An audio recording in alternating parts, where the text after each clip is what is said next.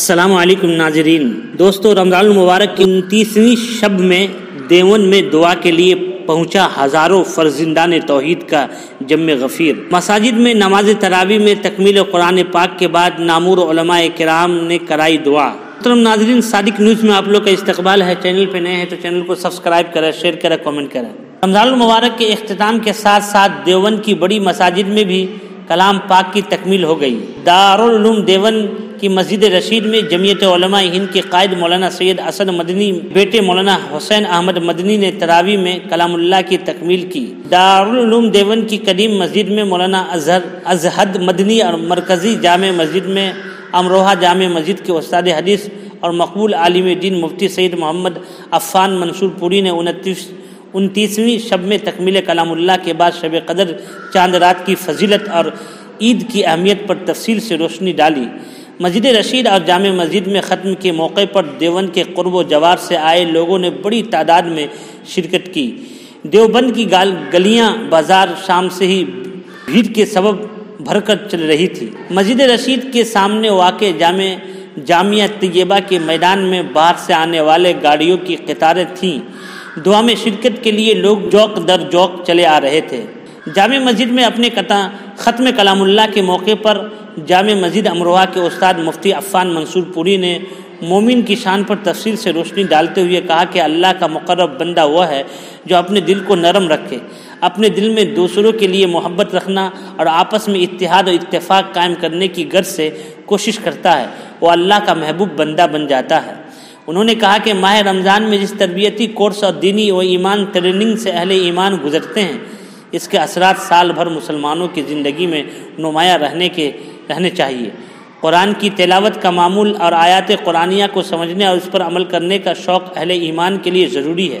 اس وقت امت مسلمہ کے سامنے سب سے بڑا چیلنج اپنے اور اپنی نئی نسلوں کے دین و ایمان کے تحفظ کا ہے، اس لیے بچوں کو قرآن پاک کی تعلیم دینا اور دین کی بنیادی عقائد و مسائل سے واقف کرنا والدین کا سب سے اہم فریضہ ہے۔ اس سلسلے میں علاقائی اعتبار سے دینی کاتب کے نظام کو مستحکم کر کے ہر مسلم گھرانے کو اس سے جوڑنے کی فکر کرنے ہوں گی۔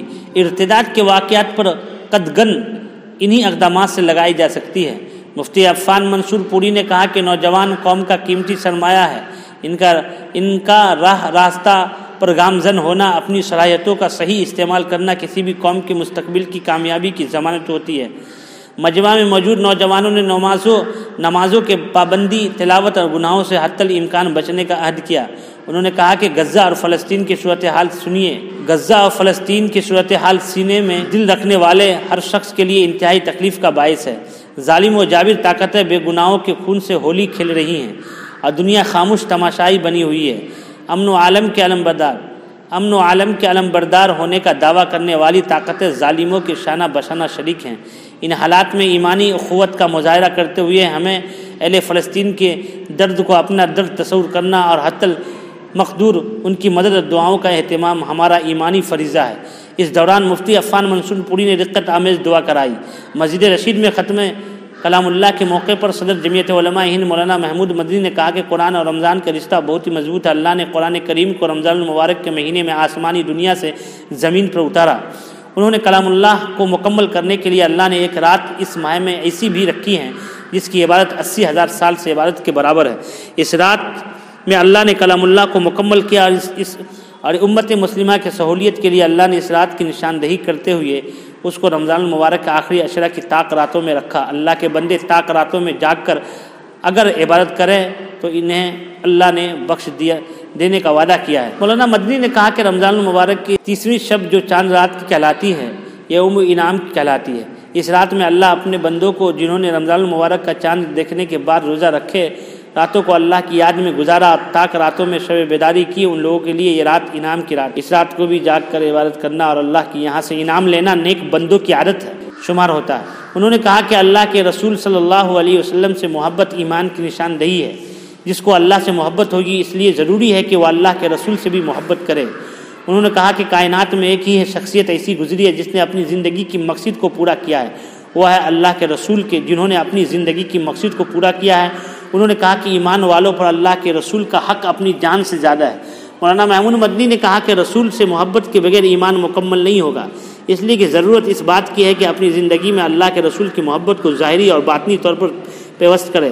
چھتہ مسجد میں خطاب کرتے ہوئے جمعیت علماء ہند کے قومی صدر مولانا سید ارشد مدنی نے کہا کہ اللہ کے قربت حاصل کرنے میں چند چیزوں کی ضرورت پڑتی ہے، جب تک یہ چیزیں نہ ہو تو قربت خداوندی حاصل نہیں ہو سکتی۔ ذکر اللہ، رزق حلال، تلاوت کلام اللہ اور اپنے آپ کو گناہوں سے محفوظ کرنا۔ انہوں نے کہا کہ کوئی بھی دعا عبادت مقبول نہیں ہو سکتی جب تک انسان عقل حلال پر قائم نہ رہے۔ ایک لقمہ بھی اگر حرام چلا گیا تو 40 دن تک اس کی عبادتیں اور نیک کام اس کے کسی کام آنے والی نہیں ہیں۔ انہوں نے کہا کہ حلال کمائی کرنے والا اللہ کے یہاں پسندیدہ بندوں میں شمار ہوتا ہے اور اللہ کے یہاں ان کی فوری طور پر سنوائی بھی ہوتی ہے۔ مولانا ارشد مدنی نے کہا کہ ذکر اللہ کے ذریعے اپنے دلوں کو زندہ رکھو اور اللہ کی طرف سے متوجہ رہو۔ جس دل میں ذکر اللہ نہیں ہوتا وہ دل مردار کی طرح ہوتا ہے، ذکر اللہ سے دل زندہ رہتا ہے۔ انہوں نے کہا کہ اپنے کو گناہ سے محفوظ کرنا اور اپنے آپ کو برائی سے بچانا عبادت میں شمار ہوتا ہے۔ اللہ کی قربت حاصل کرنے میں انسان کو تھوڑی سی محنت کی ضرورت ہے۔ اگر وہ ان چیزوں میں پر توجہ کر لے تو اللہ کے یہاں وہ مقرب بندہ بن جائے گا۔ اس دوران ملک میں امن و امان اور ہندوستانی عوام کی جان و مال کی حفاظت کے سلسلے میں دعا کرائی گئی۔ مسجد رشیدہ چھتہ مسجد میں جمع غفیر نے دعا میں شرکت کی۔ اس دوران دیوبند کے تاجران کی دکانیں صبح سے سری تک کھلی رہی اور لوگ خرید و فروخت کرتے نظر آئے۔